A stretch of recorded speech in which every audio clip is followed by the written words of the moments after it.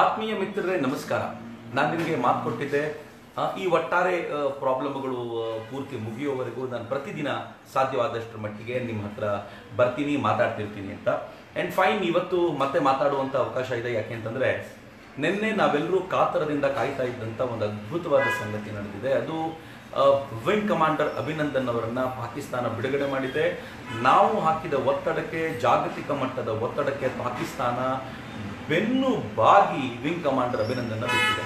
ಅಭಿನಂದನ್ನ ಬಿಡುವಂತ ಮಾತನ್ನ ಪಾಕಿಸ್ತಾನದ ಪ್ರಧಾನಿ ಇಮ್ರಾನ್ ಖಾನ್ ಆಡಿದಾಗ ಇಲ್ಲಿನ ಅನೇಕ ಬುದ್ಧಿಜೀವಿಗಳು ಎದೆ ತಪ್ಪಿಕೊಂಡು ನರೇಂದ್ರ ಮೋದಿಯವರು ಪ್ರಧಾನಮಂತ್ರಿ ಇಮ್ರಾನ್ ಖಾನ್ನಿಂದ ಕಲಿಬೇಕಾದಂಥ ಅಗತ್ಯ ಇದೆ ಅಂತೆಲ್ಲ ಮಾತಾಡಿದ್ರಲ್ಲ.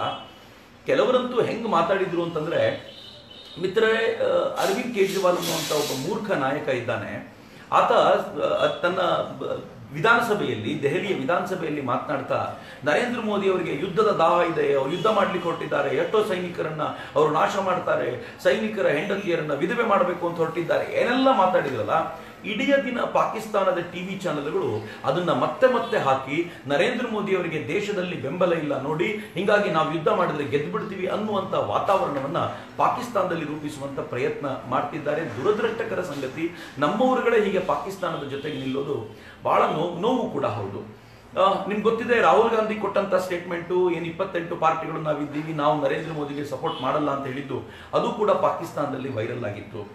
ಇವೆಲ್ಲದರ ಹಿನ್ನೆಲೆಯಲ್ಲಿ ನೋಡುವಾಗ ನನಗೆ ಬಹಳ ವಿಚಿತ್ರ ಅನಿಸುತ್ತೆ. ಪಾಕಿಸ್ತಾನದವರು ಈ ಫೇಕ್ ನ್ಯೂಸ್ ಅನ್ನ ಮತ್ತು ಫೇಕ್ ಜನಗಳನ್ನ ನಂಬಿಕೊಂಡು ಭಾರತದ ವಿರುದ್ಧ ನಾವೇನಾದ್ರೂ ಮಾಡಿಬಿಡ್ತೀವಿ ಅಂತ ಭಾವಿಸ್ತಾರಲ್ಲ, ಅವ್ರ ಬಗ್ಗೆ ನನಗೆ ಅಯ್ಯೋ ಪಾಪ ಅನ್ಸುತ್ತೆ. ಇರ್ಲಿ, ಆದ್ರೆ ಈ ಪಾಕಿಸ್ತಾನದ ಫೇಕ್ ನ್ಯೂಸ್ ಫ್ಯಾಕ್ಟರಿಗಳು ಎಷ್ಟು ಕೆಲಸ ಮಾಡ್ತೀವಿ ಅಂತಂದ್ರೆ, ನಾನು ಯಾಕಿದೆ ನಿಮ್ ಜೊತೆ ಹಂಚ್ಕೊಳ್ತಿದ್ದೀನಿ ಅಂತಂದ್ರೆ, ಬರೋ ದಿನಗಳಲ್ಲಿ ಇನ್ನೂ ಹೆಚ್ಚು ಫೇಕ್ ನ್ಯೂಸ್ಗಳು ಇದೇ ತರದ ಭಾರತದ ವಿರುದ್ಧವಾಗಿ ಬರುವಂತ ಸಾಧ್ಯತೆ ಇದೆ, ಎಚ್ಚರಿಕೆಯಿಂದ ಇರಬೇಕು ಅಂತ.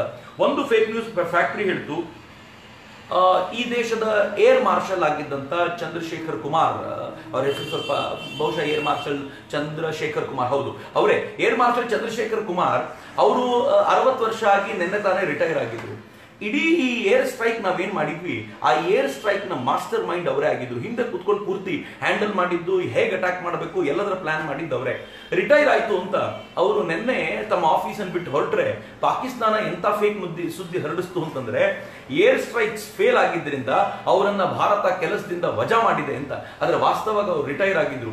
ಮತ್ತು ಅದೇ ಸುದ್ದಿಯನ್ನ ನಮ್ಮವರು ಅನೇಕರು ತೆಗೆದುಕೊಂಡು ಅದನ್ನ ವೆರಿಫೈ ಮಾಡದೆ ಪ್ರಕಟಿಸುವಂತ ಪ್ರಯತ್ನ ಮಾಡಿದ್ರಲ್ಲ ಮೂರ್ಖರು.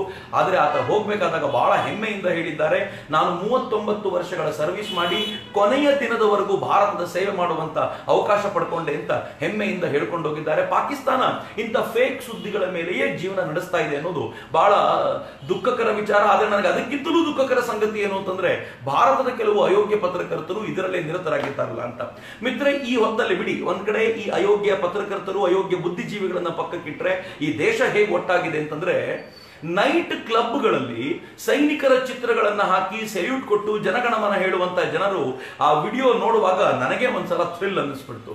ಮಿತ್ರೇ, ನೀವು ಯಾವುದು ನಮ್ಮ ಬಾರ್ಡರ್ ವಿಲೇಜಸ್, ಕೆಲವೊಂದು ಚಂಡೀಗಢದಿಂದ ಬಂದಿರುವಂತಹ ರಿಪೋರ್ಟು, ಅಟ್ಟಾರಿ ಭಾಗದಲ್ಲಿ ಬಾರ್ಡರ್ ವಿಲೇಜಸ್, ಏನ್ ಪಠಾನ್ಕೋಟ್ ನಲ್ಲಿ ಹಿಂದೆ ಸೈನಿಕರ ಮೇಲೆ ದಾಳಿ ಆಗಿತ್ತೋ ಅಲ್ಲಿರುವಂತ ವಿಲೇಜ್ಗಳಲ್ಲಿ ಜನ ಹೇಳಿದ್ದಾರೆ, ನೀವು ಹೋಗಿ ಅಂದ್ರೂ ನಾವು ಈ ಜಾಗ ಬಿಟ್ಟು ಕದಲಲ್ಲ, ಯಾಕೆಂದ್ರೆ ಯುದ್ಧ ನಡೆಯೋ ಹೊತ್ತಲ್ಲಿ ನಿಮ್ಗೆ ಸಿವಿಲಿಯನ್ ಹೆಲ್ಪ್ ತುಂಬಾ ಬೇಕಾಗುತ್ತೆ, ಯುದ್ಧ ನಡೆದ್ರೆ ನಾವು ಪೂರ್ಣ ಪ್ರಮಾಣದಲ್ಲಿ ಭಾರತೀಯ ಸೇನೆಯೊಂದಿಗೆ ಇರ್ತೀವಿ ಅಂತ ಅಲ್ಲಿನ ಹಳ್ಳಿ ಜನ ಹೇಳಿದ್ದಾರಲ್ಲ.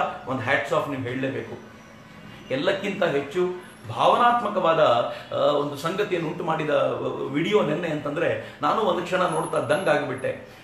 ವಿಂಗ್ ಕಮಾಂಡರ್ ಅಭಿನಂದನ್ ಅವರ ಪೇರೆಂಟ್ಸ್, ಅಭಿನಂದನ್ ಅವರ ಪೋಷಕರು, ಅವರು ಚೆನ್ನೈನಿಂದ ಡೆಲ್ಲಿಗೆ ಹೋಗ್ತಾ ಇರುವಾಗ ಅವ್ರು ಇದ್ದಾರೆ ಅಂತ ಗೊತ್ತಾಯ್ತಲ್ಲ.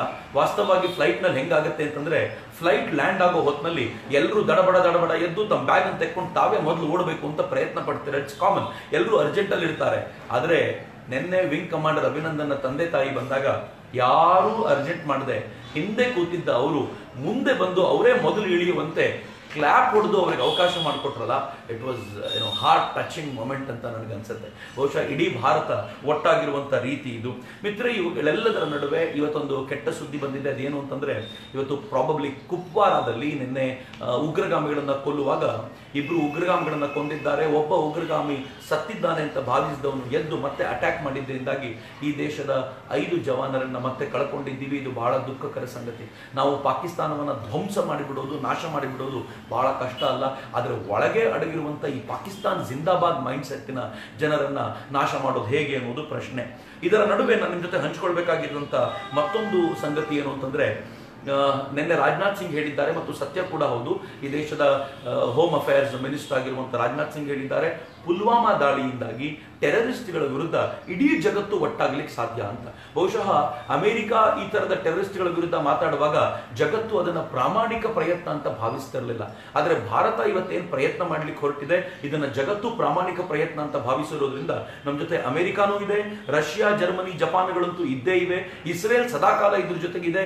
ಹಾಗೆ OIC ಯಾವುದು ಈ ಆರ್ಗನೈಸೇಷನ್ ಆಫ್ ಇಸ್ಲಾಮಿಕ್ ಕೋಆಪರೇಷನ್ ಅಂತ ಕರಿತೀವೋ ಅದು ಕೂಡ ಒಟ್ಟಾಗಿ ನಿಂತಿದೆ. ನಿನ್ನೆ OICಯಲ್ಲಿ ಭಾಷಣ ಮಾಡ್ತಾ OICಗೆ ನೀವೇನಾದ್ರೂ ಭಾರತದವ್ರನ್ನ ಕರೆದ್ರೆ ನಾನು ಬಾಯ್ಕಾಟ್ ಮಾಡ್ತೀನಿ ಅಂತ ಪಾಕಿಸ್ತಾನ ಹೇಳಿದಾಗ್ಲೂ ಇಸ್ಲಾಮಿಕ್ ರಾಷ್ಟ್ರಗಳು ಹೇಳಿದ್ವು, ನೀನು ಬರದೇ ಹೋದ್ರೆ ಅಷ್ಟೇ ಹೋಯ್ತು, ನಾವು ಭಾರತೀಯರನ್ನ ಕರಿತೀವಿ ಅಂತ ಹೇಳಿ ಇನಾಗ್ರಲ್ ಸೆಷನ್ ನಲ್ಲಿ ಉದ್ಘಾಟನಾ ಭಾಷಣ ಮಾಡಲಿಕ್ಕೆ ಅಂತಾನೆ ಈ ದೇಶದ ಸುಷ್ಮಾ ಸ್ವರಾಜರನ್ನ ಆಹ್ವಾನಿಸಿತ್ತು.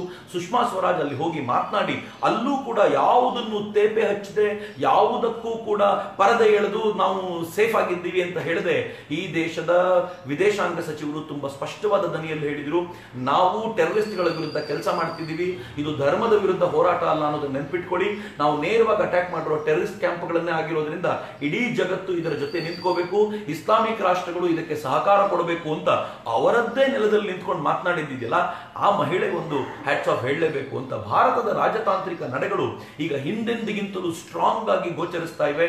ನರೇಂದ್ರ ಮೋದಿ ಹೇಳ್ತಿದ್ರಲ್ಲ, 100 ಕೋಟಿ ಜನರ ದೇಶ ನಮ್ಮದ್ದು, ನಾವು ಯಾಕೆ ತಲೆ ಕೆಡಿಸ್ಕೊಳ್ಬೇಕು, ನಾವು ಜಗತ್ತಿನ ಪ್ರೆಷರ್ ಒಳಗಾಗಬಾರದು, ಇನ್ಫ್ಯಾಕ್ಟ್ ಜಗತ್ತಿನ ಮೇಲೆ ಪ್ರೆಷರ್ ನಾವೇ ತರುವಂತಾಗಬೇಕು ಅಂತ ಈ ದೇಶದ ಪ್ರಧಾನಿ ಸಿಎಂ ಆಗೋಕ್ಕಿಂತ ಮುಂಚೆ ಸಿಎಂ ಆದಾಗಲೇ ಹೇಳ್ತಿದ್ರು ಗುಜರಾತ್ ನಲ್ಲಿರುವಾಗ.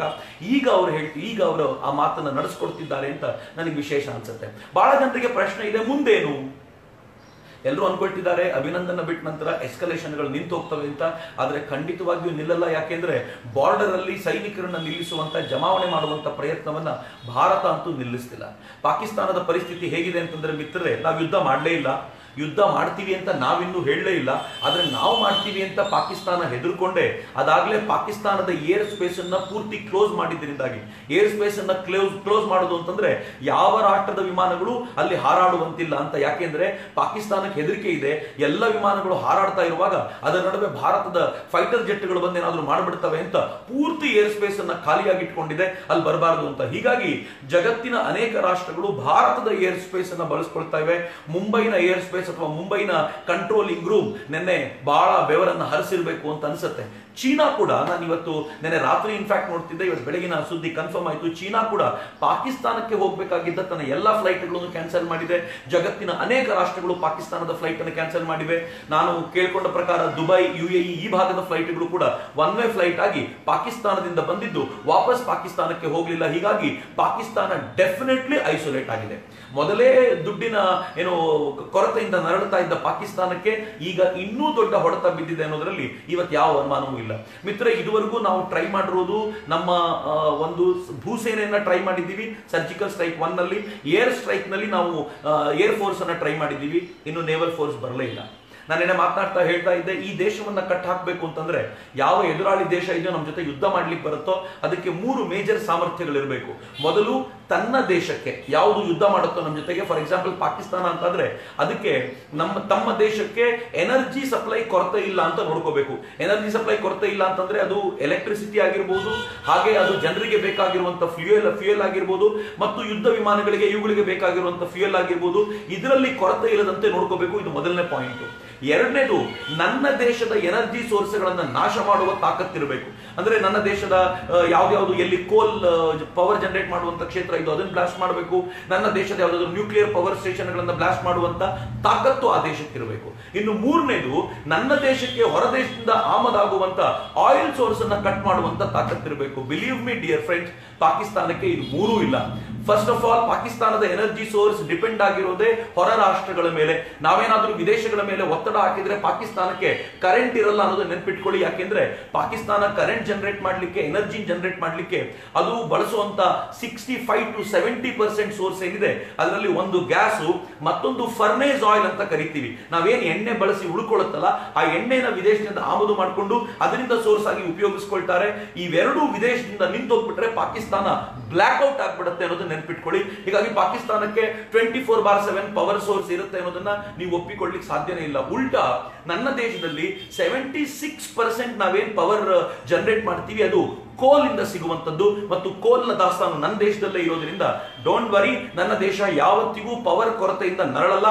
ಮತ್ತು ಪಿಯೂಷ್ ಗೋಯಲ್ ಹೇಳಿದ್ದಾರೆ ಬಹಳ ಹಿಂದೆನೆ 6 ತಿಂಗಳಿಗೆ ಸಾಕಾಗುವಷ್ಟು ಕೋಲ್ ದಾಸ್ತಾನು ಇರೋದ್ರಿಂದ 6 ತಿಂಗಳುಗಳ ಕಾಲ ಯುದ್ಧ ನಡೆದ್ರೂ ಭಾರತಕ್ಕೆ ಯಾವ ಪ್ರಾಬ್ಲಮ್ ಇಲ್ಲ ಅನ್ನೋದನ್ನ ಧೈರ್ಯವಾಗಿ ನೆನಪಲ್ಲಿಟ್ಕೊಳ್ಳಿ. ಇನ್ನು ಎರಡನೇ ಪಾಯಿಂಟು, ಪಾಕಿಸ್ತಾನ ನನ್ನ ದೇಶದ ಯಾವುದಾದ್ರೂ ಎನರ್ಜಿ ಸೋರ್ಸ್ಗಳನ್ನ ಧ್ವಂಸ ಮಾಡುವ ಕೆಪಾಸಿಟಿ ಇದೆಯಾ? ಪಾಕಿಸ್ತಾನಕ್ಕೆ ಬಾರ್ಡರ್ ಅಲ್ಲಿರುವಂತ 2 ಚೆಕ್ ಪೋಸ್ಟ್ಗಳ ಮೇಲೆ ಬಾಂಬ್ ಎಸೆಯೋ ತಾಕತ್ತಿಲ್ಲ. ಇನ್ನು ನನ್ನ ದೇಶದೊಳಗೆ ಯಾವ್ದನ್ನಾದ್ರೂ ಬಾಂಬ್ ಬ್ಲಾಸ್ಟ್ ಹೆಂಗ್ ಮಾಡುತ್ತೆ ಅಂತ. ಈ ದೇಶದೊಳಗಿರುವಂತ ಪಾಕಿಸ್ತಾನದ ಜಿಂದಾಬಾದ್ ಅಂತ ಹೇಳುವ ಮೈಂಡ್ ಸೆಟ್ಟಿನ ಅಯೋಗ್ಯರಿ ಕೆಲಸ ಮಾಡಬಹುದು. ಆದ್ರೆ ನ್ಯಾಷನಲ್ ಇನ್ವೆಸ್ಟಿಗೇಷನ್ ಏಜೆನ್ಸಿ ಈ ಪುಲ್ವಾಮಾದ ನಂತರ ಎಷ್ಟು ಜಾಗೃತವಾಗ್ಬಿಟ್ಟಿದೆ ಅಂತಂದ್ರೆ ಇಡೀ ದೇಶದಲ್ಲಿ ಈ ತರದವರನ್ನ ಬಾಯ್ಕಾಟ್ ಮಾಡ್ತಿದೆ, ಈ ತರದವ್ರನ್ನ ಹಿಡ್ಕೊಂಡು ಹೋಗ್ತಿದೆ, ಅವರನ್ನ ಇಂಟ್ರಾಗೇಟ್ ಮಾಡ್ತಿದೆ ಮತ್ತು ಭಾರತೀಯರು ಕೂಡ ಈ ತರದವ್ರನ್ನ ಬಾಯ್ಕಾಟ್ ಮಾಡ್ತಿರೋದ್ರಿಂದ ಇನ್ನು ಈ ಕೆಲಸ ಮಾಡೋದು ಪಾಕಿಸ್ತಾನಕ್ಕೆ ಸುಲಭ ಇಲ್ಲ.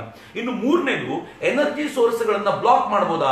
ನನ್ನ ದೇಶಕ್ಕೆ ಬರಬಹುದಾಗಿರುವಂತಹ ಆಯಿಲ್ ಅನ್ನ ಬ್ಲಾಕ್ ಮಾಡಬೇಕು ಅಂದ್ರೆ ಪಾಕಿಸ್ತಾನಕ್ಕೆ ದೊಡ್ಡ ನೇವಲ್ ಫೋರ್ಸ್ ಇರಬೇಕು, ಸದ್ಯದ ಮಟ್ಟಿಗಿಲ್ಲ. ಆದ್ರೆ ಭಾರತದ ನೇವಲ್ ಫೋರ್ಸ್ ಹೆಂಗಿದೆ ಅಂತಂದ್ರೆ ಪಾಕಿಸ್ತಾನಕ್ಕೆ ಹೋಗುವಂತ ಎಲ್ಲ ಎನರ್ಜಿ ಸೋರ್ಸ್ ಗಳನ್ನ ಬ್ಲಾಕ್ ಮಾಡುವ ತಾಕತ್ತು ನನ್ನ ದೇಶದ ನೇವಲ್ ಫೋರ್ಸ್ ಇರೋದ್ರಿಂದ Pakistan is in weakest position. ಹೀಗಾಗಿ ಪಾಕಿಸ್ತಾನ ಯುದ್ಧಕ್ಕೆ ಬಂದಿದ್ದೇ ಆದ್ರೆ ಪಾಕಿಸ್ತಾನ ಈ 4-5 ದಿನಗಳಿಗಿಂತ ಹೆಚ್ಚು ಕಾಲ ಯುದ್ಧ ಮಾಡಲಾರದು. ಬಿಲೀವ್ ಮಿ, ಈ ತರದ ಸ್ಥಿತಿ ಪಾಕಿಸ್ತಾನಕ್ಕೆ ನಿರ್ಮಾಣ ಆಗುತ್ತೆ. ಮಿತ್ರೆ, ನಮ್ಮ ಇವತ್ತು ಬೆಳಗಿನ ಸುದ್ದಿ ನಾನು ನಿಮ್ಗೆ ಹೇಳ್ತಿದ್ದೀನಿ. ಎಕನಾಮಿಕಲಿ ಭಾರತ ಎಷ್ಟು ಸ್ಟ್ರಾಂಗ್ ಆಗಿದೆ ಅಂತಂದ್ರೆ, if I am not wrong, ನಮ್ಮ ಫಾರೆಕ್ಸ್ ರಿಸರ್ವ್ ಈ ತಿಂಗಳಲ್ಲಿ 900 ಮಿಲಿಯನ್ ನಷ್ಟು ಜಾಸ್ತಿ ಆಗಿದೆ. ನಾವೀಗ ಆಲ್ಮೋಸ್ಟ್ 400 ಬಿಲಿಯನ್ ಫಾರೆಕ್ಸ್ ರಿಸರ್ವ್ ನ ಇಟ್ಕೊಂಡಿದ್ದೀವಿ. ನಮಗಿದು ಸಾಕಷ್ಟು ಆಯ್ತು, ಬೆಟ್ಟದಷ್ಟಾಗಿದೆ. ನಾವು 100 ಬಿಲಿಯನ್ ಫಾರೆಕ್ಸ್ ರಿಸರ್ವ್ ನ ಇಟ್ಕೊಂಡಿದ್ವಿ ಅಟಲ್ ಜಿ ಕಾಲಕ್ಕೆ. ಈಗ ಅದರ 4 ಪಟ್ಟು ಜಾಸ್ತಿ ಫಾರೆಕ್ಸ್ ನಮ್ಮ ಹತ್ರ ಇದೆ. ಪಾಕಿಸ್ತಾನದ ಪರಿಸ್ಥಿತಿ ಹೇಗಿದೆ ಅಂತಂದ್ರೆ ಮುಂದಿನ 1.5 ತಿಂಗಳಿಗೆ ಅದರ ಫಾರೆಕ್ಸ್ ರಿಸರ್ವ್ ಸಾಕಾಗಲ್ಲ. ಆ ತರದ ಸ್ಥಿತಿಯಲ್ಲಿ ಪಾಕಿಸ್ತಾನ ಇದೆ. ಹೀಗಾಗಿ ಡೆಫಿನೆಟ್ಲಿ ನಾವು ಹಿನ್ನಡೆ ತಗೊಳ್ಳುವಂತ ಮಾತೇ ಇಲ್ಲ. ಇದಕ್ಕಿಂತ ಹೆಚ್ಚಿನ ಸಂಗತಿ ನಾನು ನಿಮ್ಗೆ ಹೇಳಬೇಕು ಅಂತಂದ್ರೆ, ಪಾಕಿಸ್ತಾನದ ಮೇಲೆ ನಾವು ಮಾಡಿರುವ ಅಟ್ಯಾಕಿನ ನಂತರ, ಮೊದಲನೇದು ಸರ್ಜಿಕಲ್ ಸ್ಟ್ರೈಕ್ ಅಟ್ಯಾಕ್ ಆದ ನಂತರ ಪಾಕಿಸ್ತಾನ ಹೇಗಾಗೋಗಿದೆ ಅಂತಂದ್ರೆ, ನಮ್ಮ ಮೇಲೆ ಭಯೋತ್ಪಾದಕ ದಾಳಿ ಮಾಡ್ತಾ ಭಾರತ ಏನಾದ್ರೂ ಒಳಗೆ ನುಗ್ಗಿದ್ರೆ ಭಾರತ ಯಾವ ಯುದ್ಧವನ್ನು ಮಾಡದೆ ನನ್ನ ದೇಶದ ದೊಡ್ಡ ದೊಡ್ಡ ಇನ್ಫ್ರಾಸ್ಟ್ರಕ್ಚರ್ ಅನ್ನ ನಾಶ ಮಾಡಬಲ್ಲಂತ ಕೆಪಾಸಿಟಿ ಹೊಂದಿದೆ ಅನ್ನೋದು ಪಾಕಿಸ್ತಾನಕ್ಕೂ ಅರ್ಥ ಆಯ್ತು, ಜಗತ್ತಿಗೂ ಅರ್ಥ ಆಯ್ತು. ಇದು ಪಾಕಿಸ್ತಾನದ ಪೊಸಿಷನ್ ನ ಸೇಫ್ ಮಾಡಿ ತೋರಿಸ್ಬಿಡ್ತು ಜಗತ್ತಿಗೆ. ಎರಡನೇದು, ನಾವು ಏರ್ ಸ್ಟ್ರೈಕ್ ಮಾಡಿದ್ವಲ್ಲ, ಇದರ ಲಾಭ ಭಾರತಕ್ಕೆ ಹೇಗಿದೆ ಅಂತಂದ್ರೆ ಪಾಕಿಸ್ತಾನದ ಒಟ್ಟಾರೆ ಸೇನೆ ಎಕ್ಸ್ಪೋಸ್ ಆಯ್ತು. ಪಾಕಿಸ್ತಾನದ ಏರ್ ಫೋರ್ಸ್ ವೀಕ್ ಆಗಿದೆ, ಪಾಕಿಸ್ತಾನದ ಇಂಟೆಲಿಜೆನ್ಸ್ ವೀಕ್ ಆಗಿದೆ, ಪಾಕಿಸ್ತಾನದ ರೆಡಾರ್ ಸಿಸ್ಟಮ್ ವೀಕ್ ಆಗಿದೆ, ಪಾಕಿಸ್ತಾನದ ಅಟ್ಯಾಕಿಂಗ್ ಸಿಸ್ಟಮ್ ವೀಕ್ ಆಗಿದೆ ಅನ್ನೋದನ್ನು ತೋರಿಸಿತು. ಇಷ್ಟಾದ ನಂತರವೂ 24 ವಿಮಾನಗಳನ್ನು ತೆಗೆದುಕೊಂಡು ಪಾಕಿಸ್ತಾನ ಬಂದಾಗ ಒಂದು ಪಾಕಿಸ್ತಾನದ ಅತ್ಯಾಧುನಿಕ F-16 ನ ಭಾರತದ 5 ದಶಕಗಳಷ್ಟು ಹಳೆಯದಾದ MiG-21 ಹೊಡೆದು ಉರುಳಿಸಿದ ನಂತರವಂತೂ ಪಾಕಿಸ್ತಾನ ಜಗತ್ತಿನ ಮುಂದೆ ಏನಕ್ಕೂ ಲಾಯಕ್ಕಿಲ್ಲದ ಸೇನೆ ಅಂತ ಗೊತ್ತಾಗಿರೋದ್ರಿಂದ ಪಾಕಿಸ್ತಾನದ ಸಪೋರ್ಟ್ಗೆ ಇನ್ಯಾರೂ ಬರ್ಲಿಕ್ಕಿಲ್ಲ. ಇದಂತೂ ನೀವು ನೆನ್ಪಿಟ್ಕೋಬಹುದು. ಇದರ ಜೊತೆಗೆ ಪಾಕಿಸ್ತಾನದ ಎಕನಾಮಿಕ್ ಕಂಡೀಷನ್ ಈಗ ಪೂರ್ತಿ ಪ್ರಮಾಣದಲ್ಲಿ ಎಕ್ಸ್ಪೋಸ್ ಆಗ್ಬಿಟ್ಟಿರೋದ್ರಿಂದ ಇನ್ನು ಪಾಕಿಸ್ತಾನ ಈ ತರದ ಕೆಲಸಕ್ಕೆ ಬರಲ್ಲ. ಕಳೆದ 4-6 ದಿನಗಳಲ್ಲೇ ಪಾಕಿಸ್ತಾನದ ಪರಿಸ್ಥಿತಿ ಹೇಗಾಗಿದೆ ಅಂತಂದ್ರೆ, ಎಲ್ಲ ಫ್ಯೂಯಲ್ ಅನ್ನ ಸರ್ಕಾರ ಹಿಡ್ಕೊಳ್ತಿರೋದ್ರಿಂದ, ಜನರಿಗೆ ರೇಷನ್ ನಲ್ಲಿ ಫ್ಯೂಯಲ್ ಕೊಡುವಂತ ಹಂತ ಬಂದಿರೋದ್ರಿಂದ ಅಲ್ಲಿ ವಸ್ತುಗಳ ಟ್ರಾನ್ಸ್ಪೋರ್ಟೇಷನ್ ಬಹಳ ಕಷ್ಟ ಆಗ್ಬಿಟ್ಟಿದೆ. ಯೋಚನೆ ಮಾಡಿ, ನೀವು ಒಣ ಖರ್ಜೂರನ ಇವತ್ತು ಟ್ರಾನ್ಸ್ಪೋರ್ಟ್ ಮಾಡಬೇಕಾಗಿರೋದು 1 ತಿಂಗಳ ನಂತರ ಟ್ರಾನ್ಸ್ಪೋರ್ಟ್ ಮಾಡಿದ್ರೆ ನಡೆಯುತ್ತೆ.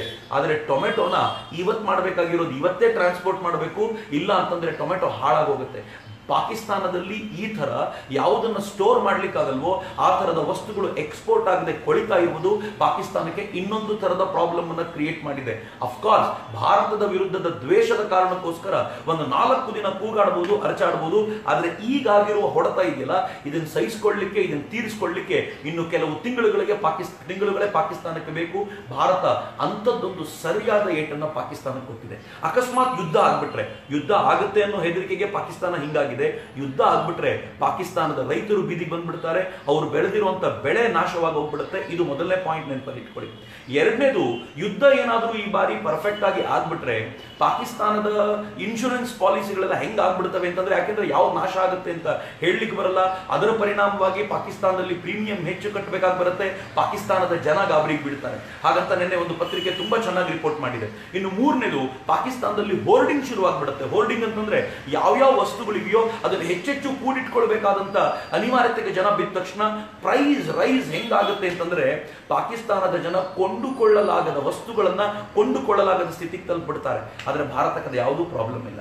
ಯಾಕೆ ಪ್ರಾಬ್ಲಮ್ ಇಲ್ಲ ಅಂತ ಹೇಳ್ತೀನಿ ಅಂತಂದ್ರೆ ಮಿತ್ರರೇ, ಕಳೆದ 8 ದಿನಗಳಿಂದ ಇಡೀ ಜಗತ್ತು ಹೇಳ್ತಿದೆ ಭಾರತ ಮತ್ತು ಪಾಕಿಸ್ತಾನ ಯುದ್ಧ ಸ್ಥಿತಿಯಲ್ಲಿದೆ, ಟೆನ್ಷನ್ ನಲ್ಲಿದೆ ಅಂತ.